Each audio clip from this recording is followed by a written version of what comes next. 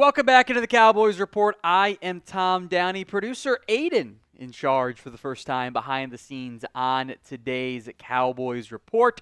We're going to discuss everything going on around the Dallas Cowboys. We're coming out of week 1 of the preseason, going into week 2 now. So how do you grade what the Cowboys did in that first preseason game? Wasn't too much fun in that one. Vote at the pinned poll and in the comments section of today's show. 8% voting 7% voting A or B now. 37% voting C, 41% voting D, 14% voting F. Some shout-outs from the comments section as well. Ecuador Man's giving it an F. D-Money Cowboys fan has a D. Jacoby Mitchell has A. Ecuador Man has F. You Know It says, can I grade it a P for the preseason? I don't mind that one. He was like a C in the actual grades in that scenario, but I get where you're coming from. So that's write in vote for C's are fine. I see E for effort. It's always a good one. A+, D, C, F, C, C, D, C, D-, D. Lots of low grades. Elements looked good. I thought the offensive line played pretty well. I would argue that in the end, this is probably like a C- at best.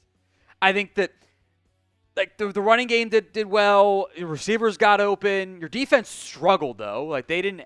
First half they couldn't cover. Second half they had a tough time stopping the run, especially in the fourth quarter there. So I am of the mindset that, you know what, this was like a C- and probably more like a D+ in the end. So I think, and then that's what most of the votes indicate as well. We got a $2 super chat coming in from Ecuador. Man, we'll get to that here in just a second. We'll also run you guys through what today's super chat menu is, which will be relatively consistent for what the regular season or what the preseason week 2 menu is going to be. He says, sick of hearing the backups. Rams backups were playing too. I actually completely agree with this. Now, I think that we should probably adjust our expectations of like, you know, these guys aren't going to be out there, but like we can have, you know, conversations on the certain backups did not play well. Like, yeah, they had issues. They were also supposed to be people of their skill level. So I think I saw it too. Like, it's just the backups. Like, yeah, but you're playing the backups. So I agree. Like, it wasn't like the Rams didn't play Jimmy Garoppolo, played Stetson Bennett. Like, ooh, Blake Corum got some run. Okay. And Devontae Adams wasn't out there. Other guys were still cooking the Cowboys. So I do agree that they were just backups kind of doesn't work as a claim when, you know, it was all backups playing. This is the super chat menu on today's show. Any super chat, like the one we just got from Ecuador, man, equals a shout out. $5 does get you in for our preseason week 2 raffle entry. I don't know what I'm going to do yet. I have to clear it with the bosses. It'll be something signed. Is the tentative plan right now. $10, 3 raffle entries. $50 we'll do a shoddy. $100 we will do a beer bong. We'll have some fun on that. If you guys want to, it can be a fun afternoon instead. By the way, the top 3 finishers on the Top Fans leaderboard get free raffle entries as well. So right now it's Ecuador Man, Timothy, and Jacoby at the top. We'll talk corner on today's show because one of my thoughts coming out of the preseason game against the Rams was you don't have enough competent corners. Like, Andrew Booth is who he is. Troy Pride is who he is. Robert Rochelle didn't last very long. I wasn't overly impressed by Kamon Hall's play. Like, I am of the belief that another corner is probably needed for this Dallas Cowboys team. So get your votes in. 1 for yes, 0 for no. I already see mentions of Stephon Gilmore. We'll discuss him. I see mentions of getting a defensive tackle. We'll discuss that as well. Chris, can you grab my laptop charger? I forgot to grab it. That's my bad, bro. Thank you. The Cowboys need another corner. Y for yes, N for no. And we will, or yes, 1 for yes, 0 for no. We'll also discuss Micah Parsons, latest on that front, which feel like it might be no news until something actually happens in late August, which is what history normally tells us there. What will the Cowboys end up doing with Micah Parsons? T for trade, K for keep. Let me know in the comments of today's show. I am inclined to believe this ends up being a keep scenario. And it doesn't make sense for the Cowboys to even really consider trading Micah. The time of the year is you don't get max value by – plug it in so you don't be jumping off screen here. You don't get close to max value doing a trade in mid-August. Like that just it doesn't make any sense. I would lean towards they keep him and they pay him in the end. And it's another example of this was a stupid mindset and how did this drag out again, blah, blah, blah, blah. So get your votes in. What will the Cowboys end up doing? T for trade, K for keep. Let me know in the comments section of today's video what you think the Cowboys will end up doing with Micah Parsons. I want to get to Jacob's $5 super chat as well. Thank you very much, Jacob. That is an entry into the raffle, so let me get you plugged in there. Thank you, Jacob. Puts him in first place for the top fans leaderboard, too. When do you think it's a good time to panic? We need help everywhere, and we still won't sign our defensive player. I don't know if you actually need help everywhere. Like, your quarterback room is pretty stable relative to what you can actually do, right? Like, that's all relative here. Like, the receiver room is in good shape. Offensive line is you're hoping it's going to be good. I think the main areas you help are defensive tackle, corner, maybe running back, but we haven't seen the top 3 guys play yet, so I can't judge that necessarily. So I'm not going to panic yet on that front. If they drag this out into like week 1 and there's no Micah deal, like I will be upset and I will be worried about that. I think the big thing is where we can't judge it yet. I didn't love what I saw in week 1. How good is Brian Schottenheimer? How good is he actually? Because like it's week 1 of the preseason. That's where you can say the backups were in. Like I can't judge a head coach based on how the backups. I don't think that's fair. But like, hey, I thought kicking the field goals. The last one was like, but why is that good process? Like he made a big deal about like we practice hard and we want to be prepared. Like he quotes Albert Breer about that, and they got punched in the mouth in the first quarter by the Rams backups. Kind of raises some red flags for me. That honestly probably wouldn't be there if it was Mike McCarthy because I know what McCarthy is, for better and at times for worse. So like that's where I'm like, okay, let's see how things play out in the end. If you have not already done so, do me a favor. Like today's show. Free, simple, and easy to do. Goal is always that 50% like ratio. We're not really close to being there. We're like at 20%. So please and thank you. Like the video if you haven't already done so. Coming up on today's live edition of the Cowboys Report, we've got Cowboys rumors and news, updates on that front. Really defensive focus, as it turned out, on that side of the ball. Look at 2 players defensively who haven't really seen yet on the field in the preseason, but I think have a chance to be really impactful pieces for the Dallas Cowboys. A mailbag, 2 ways to get on the show for that.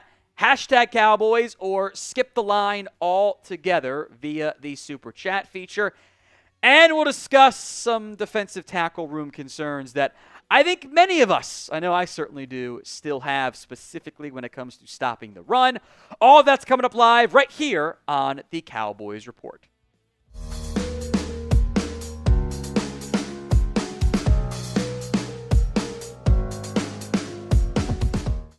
Coming up on this afternoon edition of the Cowboys Report, we'll discuss Stephen Jones saying, hey, Cowboys actually might need some cornerback help. And that directly ties into potentially signing Stephon Gilmore and the latest updates, multiple of them, on the Micah Parsons front. Before we dive into that, the Micah decision pool is still ongoing. You pick the date Micah gets signed or gets traded. You Venmo me at Downey, $5 to enter. We'll do a 50-50 split the pot for the winner. By the way, all but, I'm doing this right now, 1, 2, 3 people are actually out because their dates have already passed. So you got a great shot to actually win. The take home right now, the next person who enters will bump it up to $30. So at Downey on Venmo, $5 with the date you think Micah gets signed or gets traded. Closest one ends up winning. Let's go to what Stephen Jones had to say. This one kind of buried coming in before the first game of the preseason, which, as we'll get into, I don't think at least didn't make me feel any better about the cornerback room. He mentioned 2 areas of concern, defensive tackle and corner. And specifically corner stood out with the way he said that, saying, look, the corner position, only because you look at what's on injured reserve. We got 3 corners over there, mentioning Diggs, Butler, and Revel. With them not ready to go yet, you certainly think about improving there if we get an opportunity. The Cowboys right now, and I did the clip of Davante Adams cooking the Cowboys. People were like, it's the third stringers he's beating, which is my point. Because right now, those are not your third stringers. Hopefully, Trayvon Diggs is back soon, but that's unknown. I don't think Kaiir, or I don't think Stephon Rebel's going to be good to go for week 1. We'll see about Josh Butler. Right now, you have to start one of Ezeriuaku, Andrew Booth, Troy Pride, Kamon Hall, or Zion Childress probably. Robert Rochelle nursing a hamstring injury too now. Your corners, I don't think played great against the Rams. Kamon Hall did a couple okay things in run support, but he also, I don't think, took the best angles, and he allowed every single target his way in coverage to be completed per PFF stats. Andrew Booth got beat one time deep downfield, was mostly fine beyond that, but, one bad play out of 2 essentially targets is kind of rough. Robert Rochelle wasn't playing great before he tweaked his hamstring. Zion Childress was solid in the nickel, but who here wants to bank on an undrafted free agent from a crappy defense at Kentucky to be a key part of your team? I don't want that to be the case. I thought Ezeriuaku played super well. I want him to be the next man up, but they don't seem to be as high on him. And Troy Pride's a journeyman. Like, right now, 2 of your starters, you're going to play 3, are Kaiir, Elam, and Deron Bland. That third starter, hopefully it's short term, but injuries also happen, is unknown. So yeah, that room has me worried. I am concerned when I look at the reality of the second string corners / first string other starting corner isn't healthy. Kalen Carson's also banged it too. I forgot to mention that. And he's not trust him either. I don't know how you look at this quarterback room and go, yeah, we're fine. Like, I don't think you are. I would love to see them do something. So do you agree? Do you think the Cowboys need another corner? 1 for yes, 0 for no. This is the pinned comment, by the way, on today's show. So head down there and go vote. 1 for yes, 0 for no. Stephon Gilmore, I think, is the most obvious choice then. Mike Hilton's off the board. He would have been a good fit at nickel. You can go like a Kendall Fuller, Asante Samuel. I don't think is healthy with the next injury. I know what Gilmore is. He's a stopgap. He's a short-term option. He is not a 2026 solution. I don't need him to be. As long as he's on board, potentially kind of getting phased out of the defense, which, maybe that is the main issue, go call. I think Gilmore makes a lot of sense. He's a name we know, and he's a name the Cowboys know. He's got that familiarity with the organization, with the team. They know who he is. I don't think the value is crazy high right now for Stephon Gilmore. He's old. He was good last year, fine last year. Does the job the Cowboys need right now, but he's not going to get better. He's on the decline. Not steeply, but he is on the decline. But you know that going in. In theory, all the medical stuff checks out. Do I want him going one-on-one week 1 against Devonta Smith on the outside downfield? Not really, but I would rather put him out there against like A.J. Brown, for example, than I want to put out Kamon Hall in the nickel. I think Gilmore offers you more right now. So would you sign him? Y for yes, N for no. Let me know in that comment section of today's show. Would you go out and pursue Stephon Gilmore? Y for yes, N for no. In that comment section of today's video. And by the way, assume the money is reasonable for this one.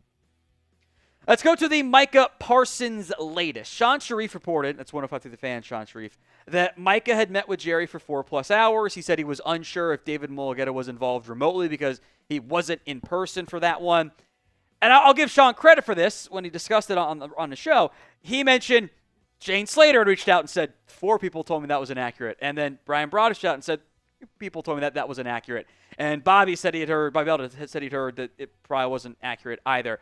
And since then, no one else has picked up on that. Now, I'll give Shan credit here. he was the first one right on the Brian Schottenheimer stuff. He was ahead of the curve on that front, and he said it was the same source. So, noteworthy as far as I'm concerned. Also, 2 conspiracy theories here, which I think are fun and actually are worth mentioning, with this whole conversation as to whether or not the 4-hour meeting happened. Look, it's been several days. They clearly didn't get a deal done. But first up is this. They can't admit it. Even if everything was true, both sides would actually want to say it didn't happen because they already did the secret meeting thing once, and it went terribly for both sides. Micah's camp doesn't want to admit it, especially the agent not present, and it kind of becomes like if you are talking with the police and you ask for a lawyer, you have to stop everything. Well, Cowboys didn't stop everything again. Cowboys probably don't want to admit it because it's like giving up some leverage. You actually probably would want to keep it quiet. The Cowboys are bad at keeping things quiet, though. Like the Micah meeting leaves within 48 hours the first time. It's like, who's to say?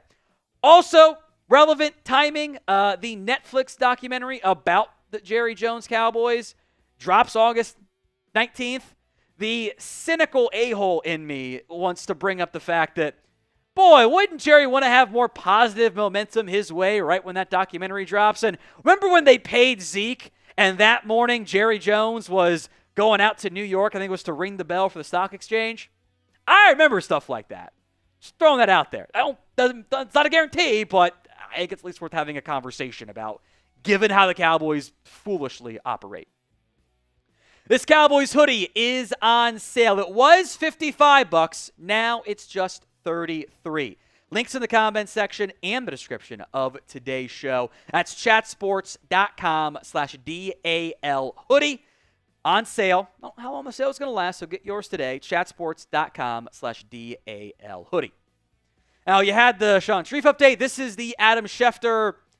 I might put update in air quotes, frankly.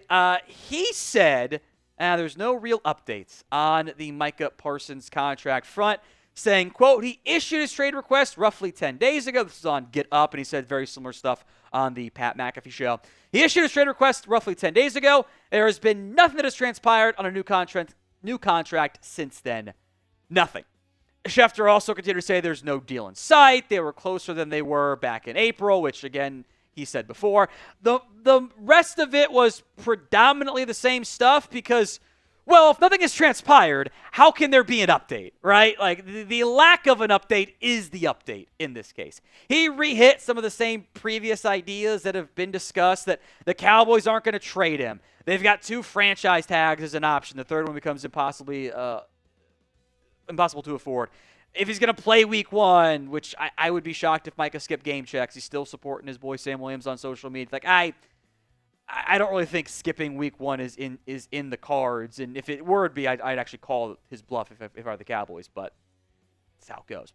So what eventually ends up happening? A couple more thoughts on this one to come. What will the Cowboys do with Micah Parsons? T for they're going to trade him. K for they will keep him. Let me know in the comment section of today's show. In the end, I think this Micah Parsons saga turns out the exact same way we've seen all the other big-time contracts play out. Cowboys eventually get the deal done, and they get it done later than they ever needed to, should have, could have, etc.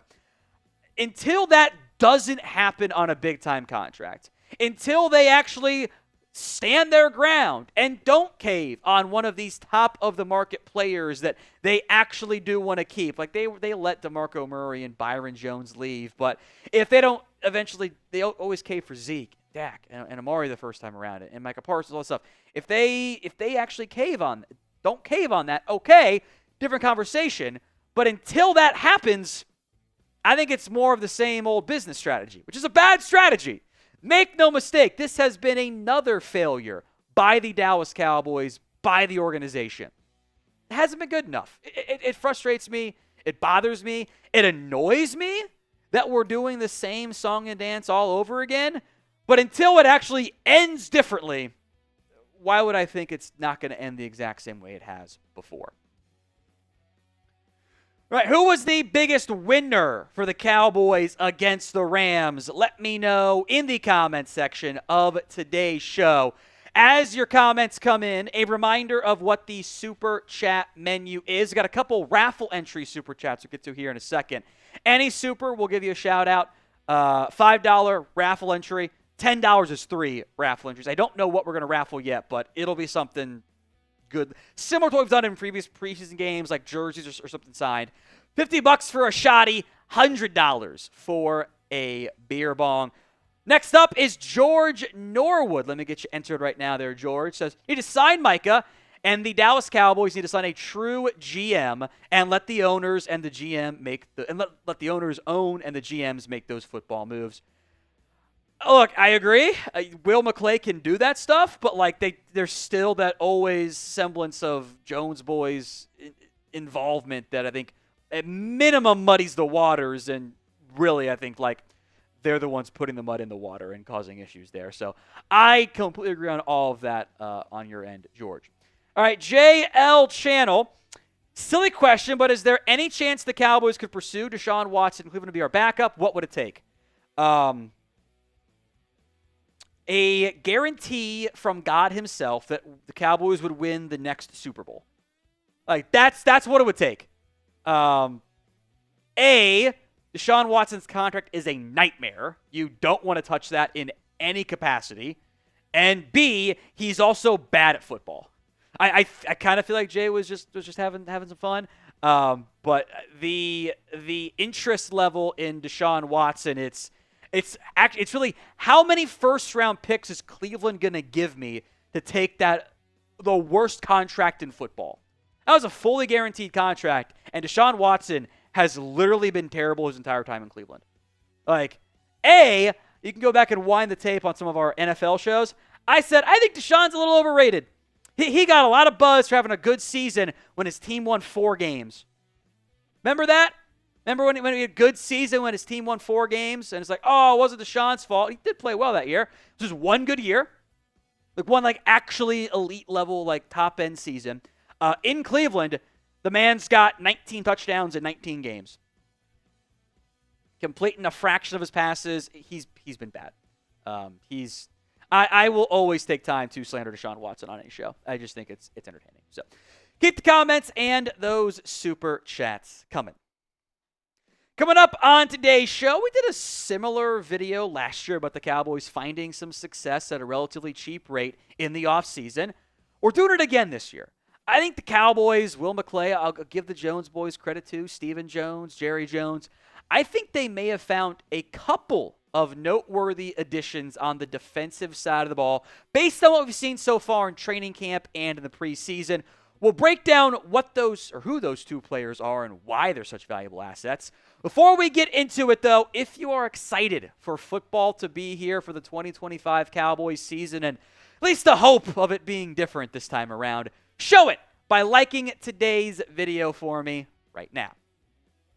I think there were two really, off-season moves that were impressive.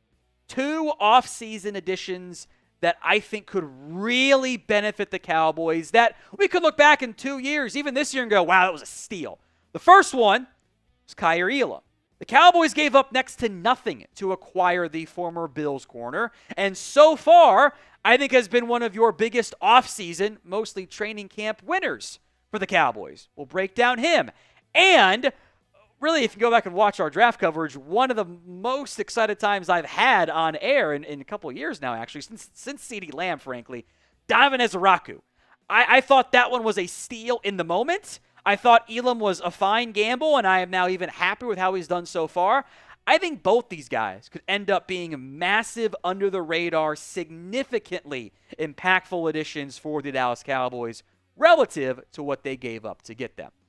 So of these 2, who are you more excited about going forward for the Dallas Cowboys? K for Kaiir Elam, D for Donovan Ezeriuaku. Let me know at the pinned comment of today's show. K for Kaiir Elam, D for Donovan Ezeriuaku.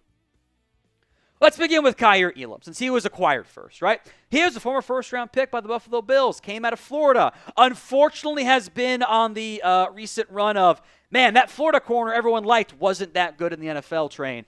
But he struggled in Buffalo. He never really got going the way that I hoped, that we all hoped he was going to be, at least those of us in the draft community, not so much non-Bills fans, but I thought he was going to be good.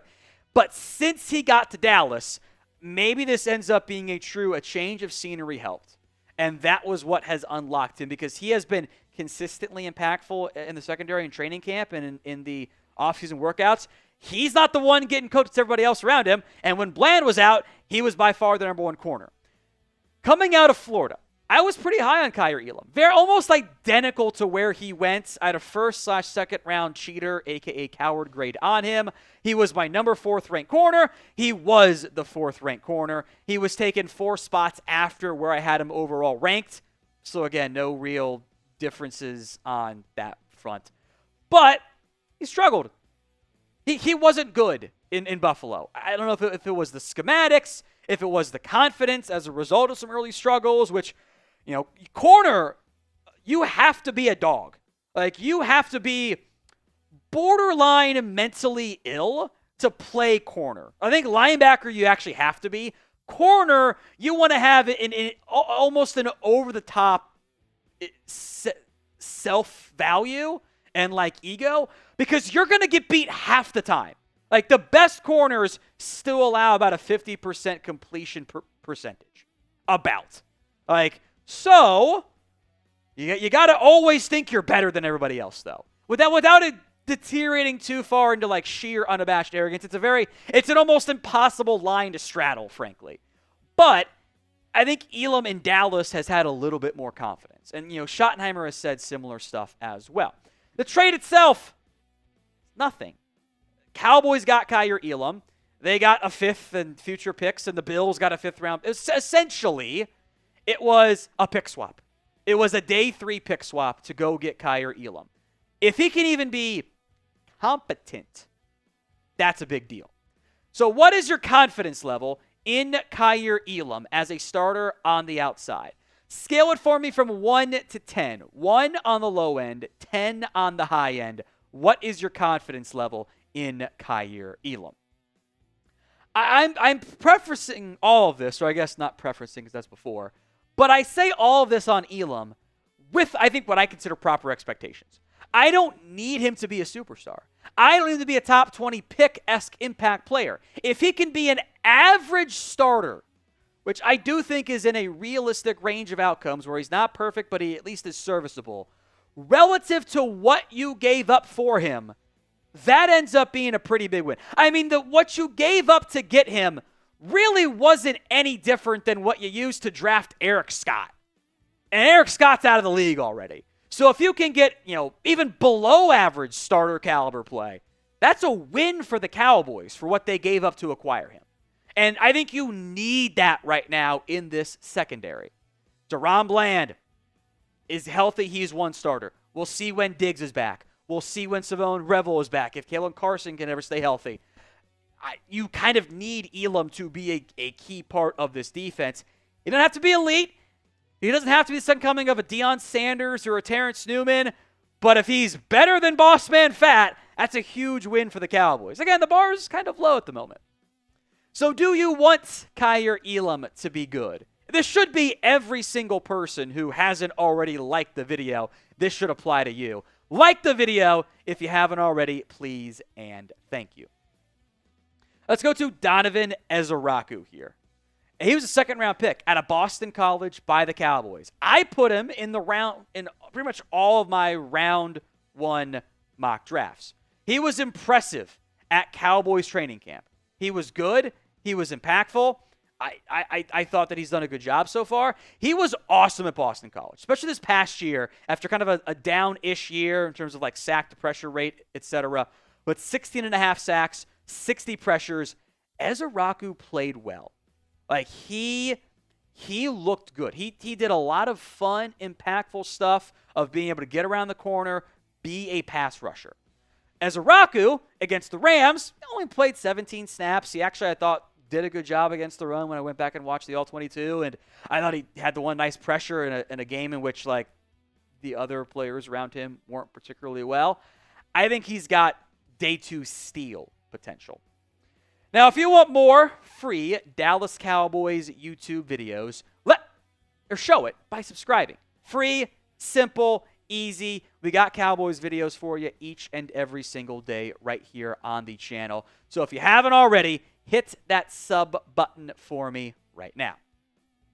The Cowboys, like a lot of people, including me, were high on Donovan Ezeriuaku going into the NFL draft. They did their pre-draft scouting. They evaluated him. The takeaway was this guy's really good. I think the biggest thing he's lacking right now is figuring out what his go-to move is. And the Cowboys often do this where sometimes they overinflate how high they were on a player, but the message is accurate from Stephen Jones, even if maybe the exact details are a little murky. He says, I give defensive line coach Aaron Whitecotton credit. He was on the table for him at pick 12 in the first round. He was jumping up and down saying, this guy's the 12th pick. Let's get him. The Cowboys did not. They took Tyler Booker instead because he was graded higher on the board. I would say Ezeriuaku was probably 4, 5, 6 spots back, give or take.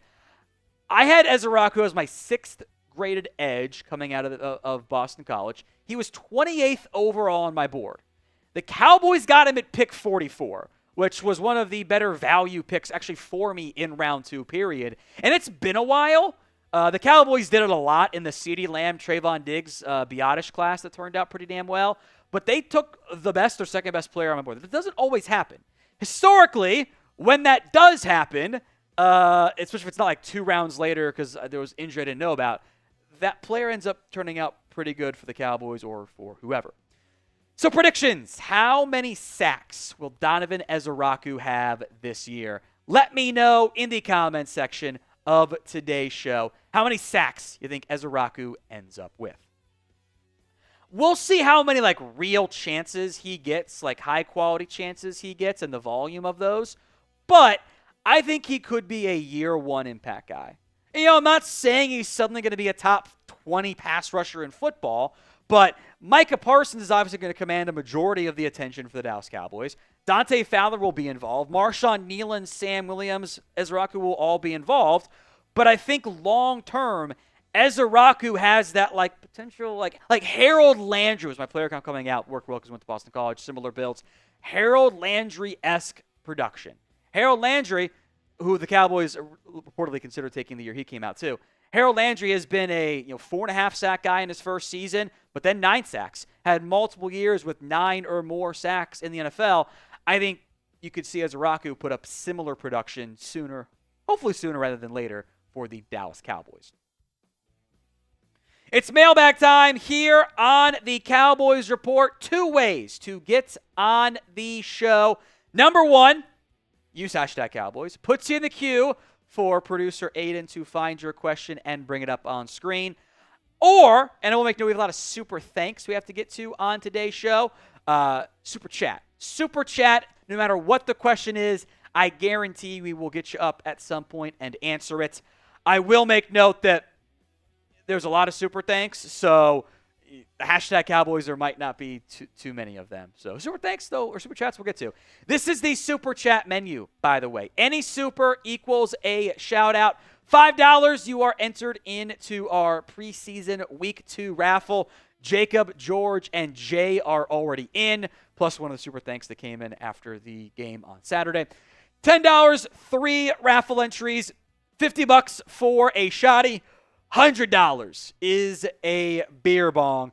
Get your super chats in. Get your #Cowboys questions in like Ecuador Man just did. And we'll dive into the mailbag here on the Cowboys Report. A $5 super thanks here on our mailbag from Empire We Are. This was in reference to our winners and losers video. It says, biggest winners and losers? Shit, that's why I'm here, Tom. I don't have time or the inclination to watch the preseason. I get it. I got you guys covered, though. We will still have winners and losers after each Cowboys preseason game. Hopefully more winners than what there were in Week 1. Now, every super thanks, $5 or above, gets you in to our preseason Week 2 raffle. Empire We Are is in already. The rest of the super thanks you're about to see on the mailbag actually were eligible for last week's. They were all included. One of the super thanks we'll see from William actually was the winning entry, by the way, for one of the raffles. From Rick, just says, thanks. Gotcha, Rick. I appreciate that. From Richard, It says, thanks in for the jersey. So Richard and Rick were both in. I guess Rick and Rich kind of similar. Skeptical fans, got a couple here. He says, this is in reference to the Malik Davis signing. Another great move by the Jones family. I feel so much better. He says, recycling garbage players. I'd rather stick with Deuce Vaughn. I'll say this. This came in before Malik Davis. Actually played pretty well in the preseason game. But also, the purpose of adding Malik Davis was not to make the 53-man roster. It was to give the Cowboys someone who knew the offense kind of a chance to get in tight with an instant day turnaround and help out the sheer lack of numbers the Cowboys had. That's what that was. Relative to expectations, it made sense, but it gets an A grade for what it was, but the grading scale was out of 10, not out of 100, so you're not getting a high grade anyway. Andres Yabarvo, one day, again, these all came in before kickoff, preseason kickoff. I mean, whose dentures do you have to pull to get a Micah Parsons deal already? And similar, our winner from William Cook says at some point this whole thing, meaning the Micah Parsons situation, will be over and we'll look back on it as stupid. Jerry is more interested in winning the deal than winning the games. Also, Colin Cowherd hates the Cowboys. He does. The issue with Jerry trying to win the deal is that they don't win the deal. That's the problem. You say you're going to win the deal, and by waiting, you actually lose it worse. That's the crux of the issue. Mighty Ant says the effing Jones boys, which, yeah, I feel you there. And also said, when are we going to get a playable DT and corner? Look, the Jones boys, I'll answer the playable DT one here in a second. But, the frustration over the Jones boys is always something. So this is your chance, a safe space to vent. One word to describe your feelings about the Jones boys. I guess there are YouTube censors you have to be aware of, but keep that one in mind. Give me your one word to describe how you feel about the Jones boys. Pin comment of today's show. Mighty Ant, we're going to get a playable DT and corner. I mean, they did it mid-August last year, right? They went out and got Linval Joseph, and they went out and got the disaster class from the Giants, who I don't even feel like mentioning his name. It's Ford Phillips. But I would not be surprised if in a week, 2 weeks, they're just going to go down this road again and say, well, got to get somebody in mid to late August. That's actually a topic of the defensive tackle room breakdown we had. Feel like they're doing the exact same thing they did in previous seasons. Christopher doing a bit of trolling. Trade idea, 2026 fourth rounder for Panthers wide receiver TJ Luther. He can be our complement to Jonathan Mingo, which I appreciate the joke here. It was fun. Obviously, the Cowboys are not going to pursue that one. Luther, I think, had a couple catches against the Browns in the preseason game, so it was fun. Christopher also asked, are websites like Spotrac, are the contracts accurate with what the salary cap is? Because the Cowboys have $30 million in cap, as people say it would be hard to pay Micah, who would get 40 if we only have 32. So the numbers are right, but the numbers don't mean anything, or at least they can be misinterpreted if you don't have the true, I can say it because I know it, nerd, analysis, knowledge of what it is. So yes, you got around $32 million in salary cap space. By paying Micah, say it's 45, you actually create $10 million in cap space. Like pretty much all contracts these days, the Micah deal is going to be backloaded. It's going to be cheaper in year one, a little bit more in year two, a little bit more in year three, a little bit more in year five. There are exceptions to that. Sometimes it's not. Sometimes there's a weird quirk to the salary. Maybe they didn't restructure a deal. But you would actually create cap space by paying Micah Parsons. You would then roll that over to next year. The Cowboys rolled over a bunch last year. They're going to roll over a bunch this season. So don't let the salary cap numbers say you can't pay Micah. You absolutely can.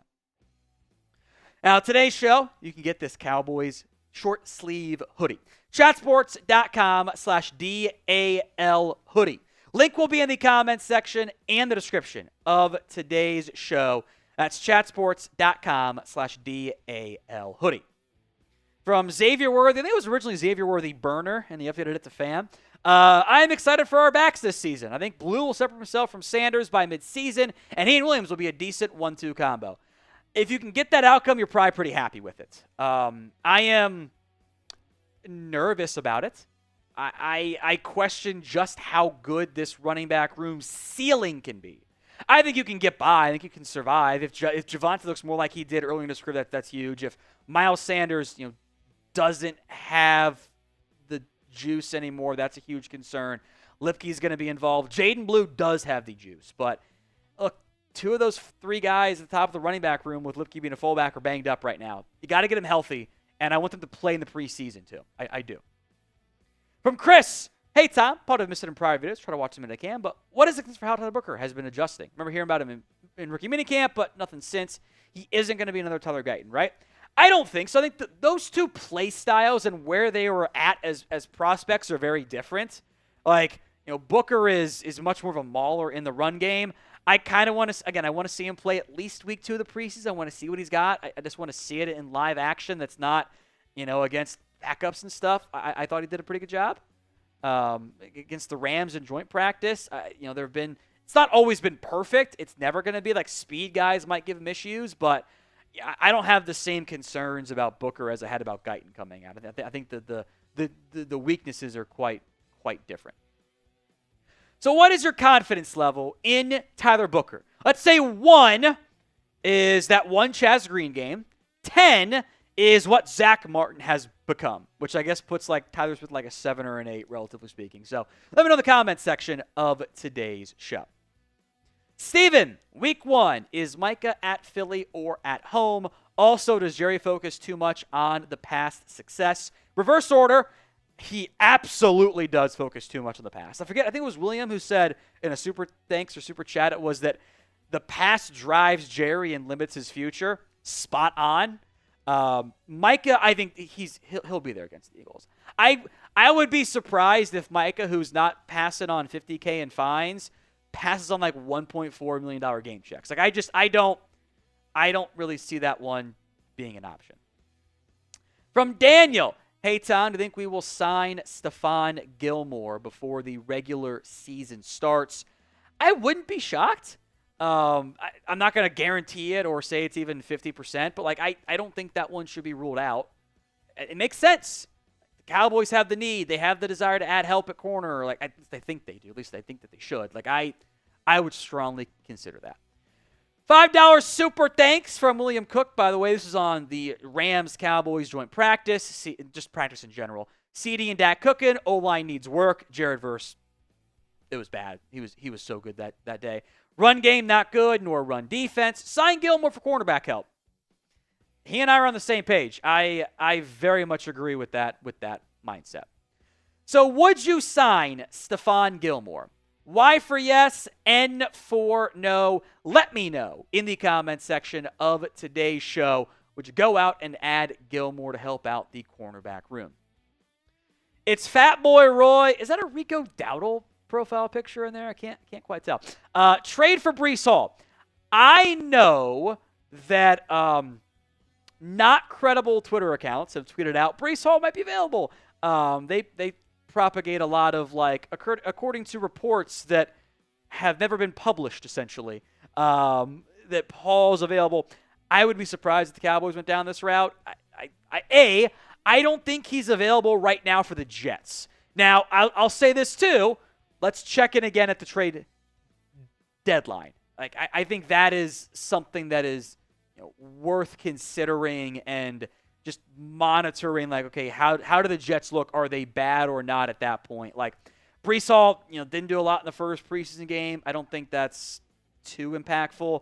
But Isaiah Davis had 6 carries for 14 yards. Braylon Allen actually ran the ball pretty well. But let's just let that one play out a little bit more. Got a Darkwing Duck username. Guys, you guys ever watched Darkwing Duck? Great show. We need to play our starters. The Chiefs do it every year, and all they do is win and go to the Super Bowls.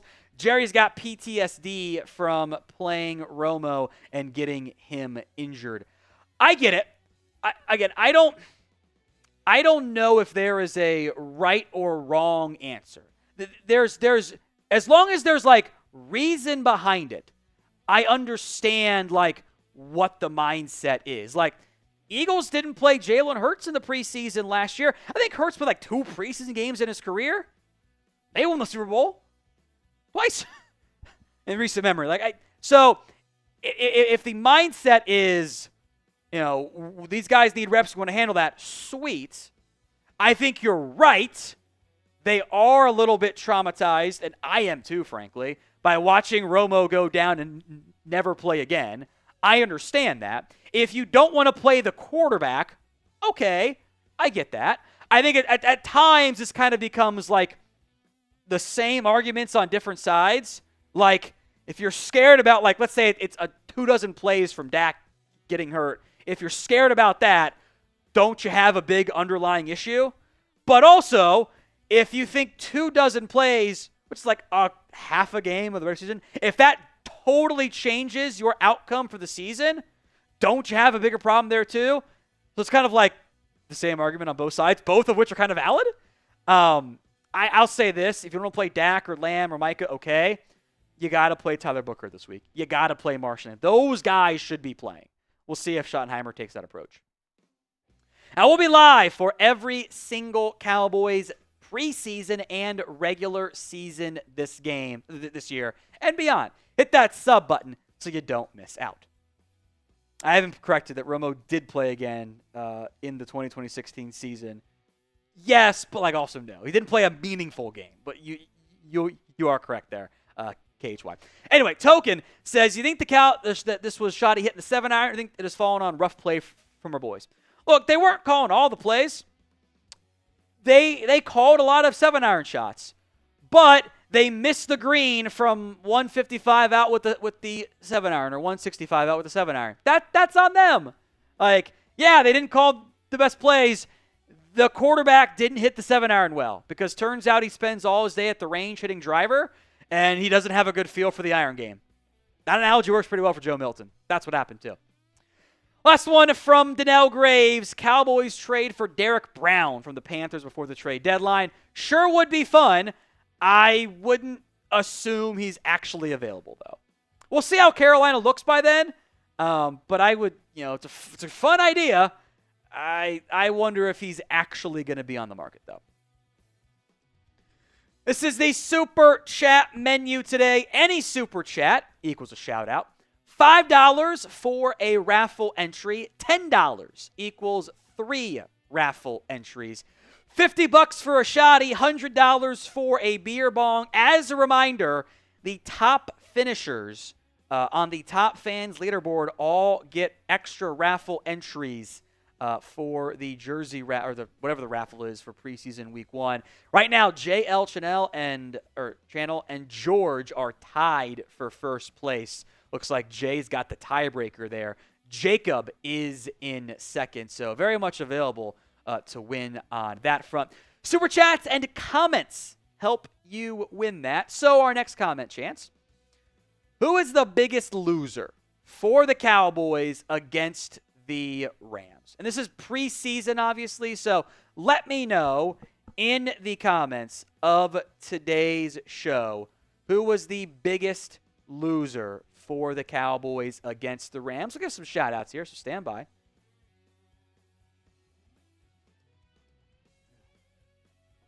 Excuse me. I see Mozzie from 1. I think that I thought Jay Toia was actually worse than Mozzie Smith was. Now, I think Jay kind of got negatively impacted. I think 38 snaps is too many for him in a real game. But we're about to talk a lot about the defensive tackle room and why I don't like it. A big factor in that is the fact that Mozzie Smith is I think, one of your top 3 defensive tackles, and that's not a good thing. People get mad and say, Mozzie's your 3rd best DT. You're like, he's bad. I'm like, that's the issue. That's where we're at. Jay does have less expectations, but again, that's the issue. We're doing the exact same thing we did previously. So we're kind of all in the same mindset there. Andrew Booth is in there. I thought your offensive line penalties were pretty big losers too. They did not. I'll say this too. Mozzie having to play in the first preseason game when Sam Williams wasn't, it's probably a bad sign too. Again, we've done this before. but that is where we're at. So get your comments in for me right now. Biggest loser between the Cowboys and the Rams. On a recent video here on the Cowboys Report, we broke down how the Cowboys have some arguments, some hope that they have fixed their run offense. Today, we're going to look at why I don't think we should have the same hope for fixing that run defense. The run game defense, I have huge concerns about. I think the unit has me a lot more worried about what their plan to fix it was. When much like the run offense, it has reared its ugly head repeatedly in big moments. The goal today is to beat the shares on the Fixing the Run Offense video. 36 was what we had on that one. Can we get more on that video today? Help us out. Share today's show on social media, Twitter, Instagram, whatever. Help us out by sharing today's show. Let's look at the Cowboys' run defense last year. Look, they were around a little bit below league average of like run plays faced, just percentage-wise. Despite that, they were last in touchdowns allowed. They were bottom 3 in yards per game. They were bottom 4 in yards per game. Bottom 3 in yards per carry. Bottom 10 in explosive runs. These are all per NFL's next-gen stats, by the way. Bottom 2 in stuff rate, i.e. no gain or tackle for loss. Dead last in EPA per rush. Bottom 5 in yards before contact. Just outside the bottom 10 in yards after contact. And they did that stacking the box at the 10th highest rate. What does that tell us? The run D sucked. What have we learned in previous years? The run D is an issue. In their losses, which I acknowledge is a bit of a chicken or the egg debate, because if you get behind, you're just going to allow more yards on the ground because opposing teams get to run the ball against you. But 24 losses with a healthy Dak, by the way. Healthy Dak Prescott, which I think is fair to include, otherwise it gets really out of hand, frankly. 35 almost carries per game, averaging almost 4.9 yards per carry. Only 5 games under 4 yards per carry allowed. The median yards per carry was 4.5. They were allowing almost 170 yards per game. Look, the Cowboys, by the way, in those games, sometimes they got behind. That's how it goes. So how about just above 500 teams? Some wins in there. They went 15-17 in this time frame. I could have just done since 2020 to ignore 3 games. That felt like cheating. That 2020 Cowboys defense was dog water. But in games against above 500 teams, 28.8 carries per game. Still 4.6 yards per carry. They allowed a couple more games under 4 yards per carry, but the median was still 4.3. Some of those teams were good run offenses. Some of them were not. But they just weren't very good. To put those numbers there in perspective, the Cowboys would have ranked 24th in carries per game, 24th in yards per game, tied for 9 touchdowns per game. Yay. 22nd in average yards per carry. That does include playoff games, by the way, so those numbers might be a little bit more favorable. What does that tell us?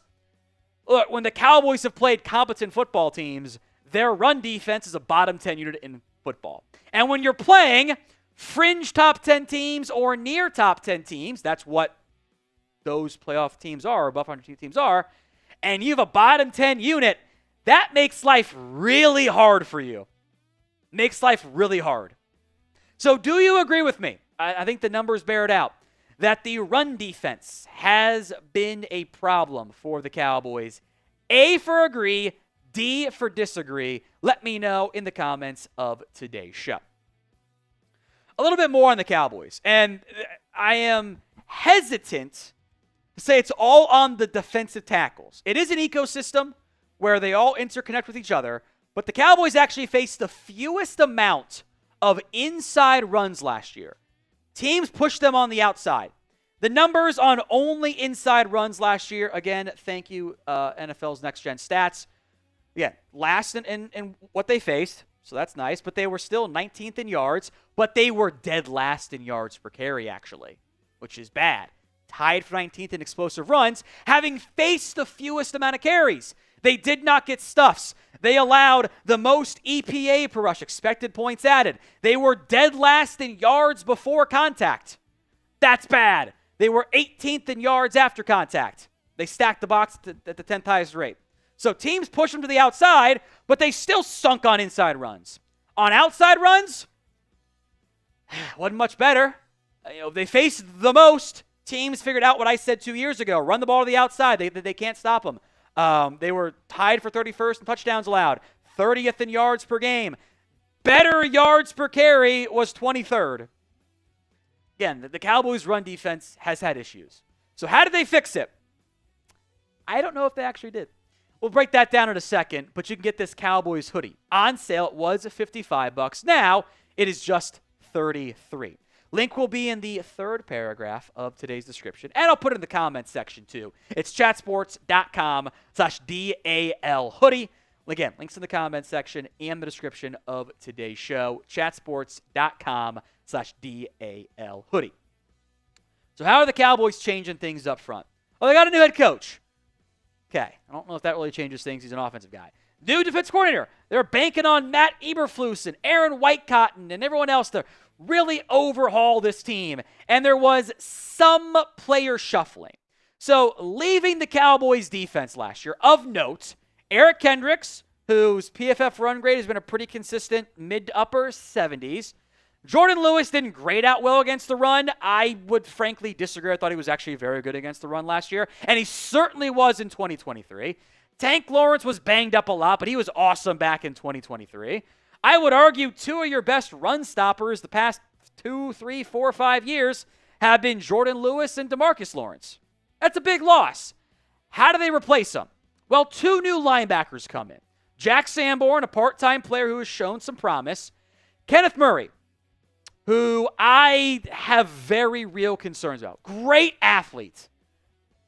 Misdirection gets him a lot. Solomon Thomas has literally never been a good run support player. Hasn't been.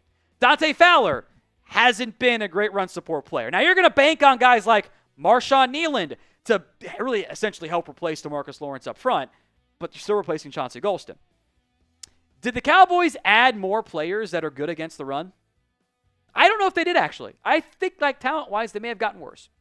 So do you think the Cowboys' run defense will be better this year? Y for yes, N for no. Let me know in the comments section of today's show. My biggest area of concern right now, though, is that defensive tackle. Remember, they still got gash at the middle. Osa's back, hoping he's good in this new Matty Eberflus scheme. Mozzie Smith, who we will discuss, is back. Solomon Thomas, Jay Toia, Tommy Akambasote, Perion Winfrey maybe are in for the defensive tackle room, replacing guys before they went out and signed guys like Linval Joseph and traded for Jordan Phillips, Justin Rogers, Carl Davis, Jr. Fehoko. To put this in perspective, those three guys are out of the NFL. Rogers, Davis, and Fehoko don't have teams. Fehoko was cut by the Commanders on Monday. My concern here is the Cowboys doing the exact same thing they did last year, where it's Mozzie Smith and the Funky Bunch as run-stopping defensive tackles. They're probably better at three technique behind Osa with Solomon Thomas. That one technique spot looks bad. And the Cowboys are simply saying, we actually don't want fatties anymore.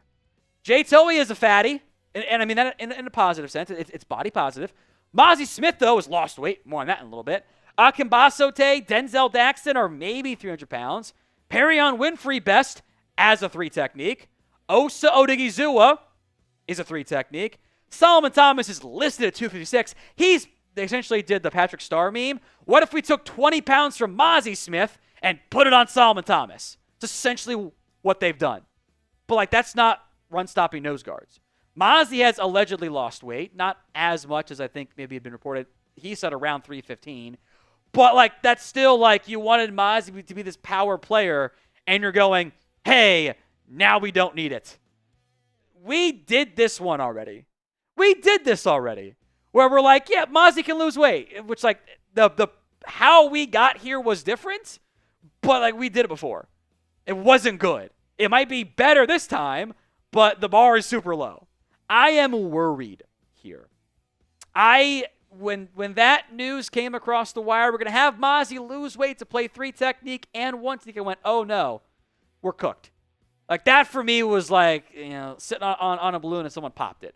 Like, he was better last year as a run stopper. He didn't do much as a pass rusher. He wasn't asked to. But it wasn't like he was good as a run stopper. The Giants game was great, actually. But, like, I have concerns here. And it's only one game. It's against the Rams. It's all backups. No Osa, no Solomon Thomas. They didn't play well. The run defense grades, which, it's a data point. Don't take it as gospel from PFF. Mozzie, 58.3.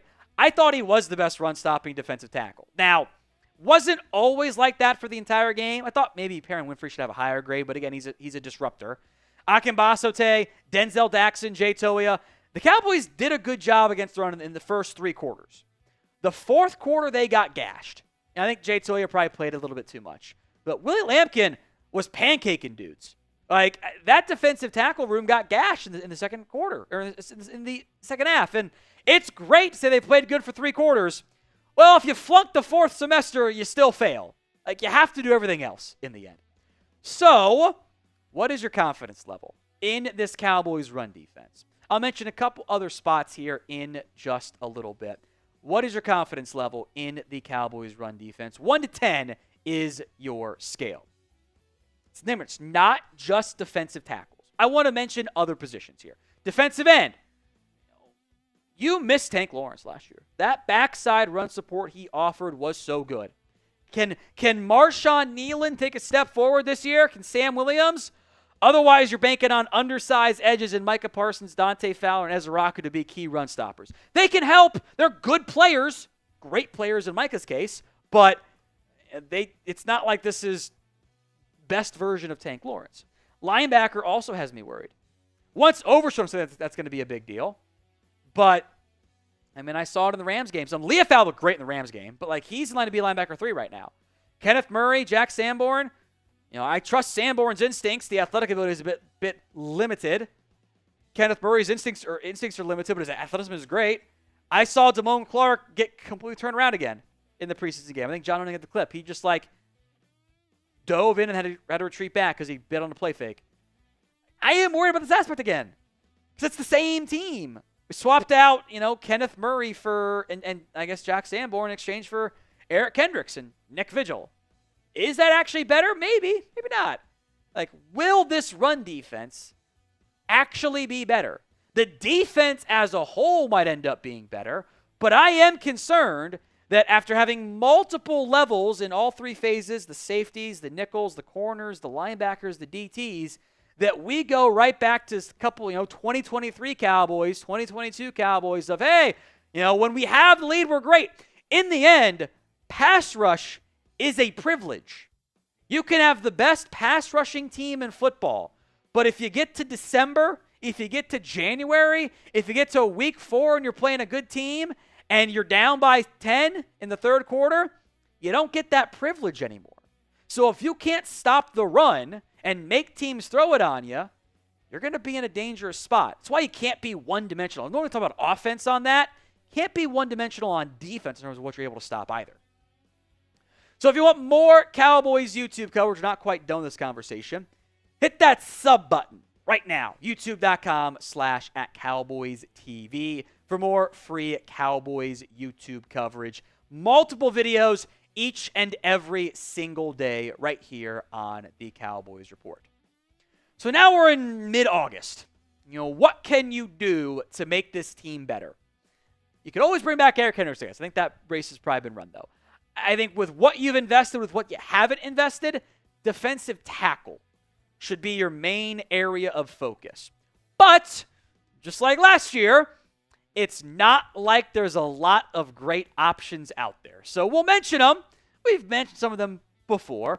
Raekwon Davis is a big body. He's tall. He's 6'6", 310. The Colts cut him after a year. I don't know why he's unsigned. It's been pretty quiet around him. Maybe there's an unknown injury, but I'm looking for serviceable at this point. You could always just bring back Linval Joseph, who by the end of the year was a contributing force, but force is, we're talking times 1.1, where you are a multiplier, but barely. Austin Johnson, I'm curious how many names you guys know here. Khalil Davis, Armin Watts, who I thought might sign last year because he had ties to Mike Zimmer. It's not a great group. Maybe you wait till cut down time, which is what you did last year with Jordan Phillips. Again, you want real help, you got to do it in March or April. You can't do it in August.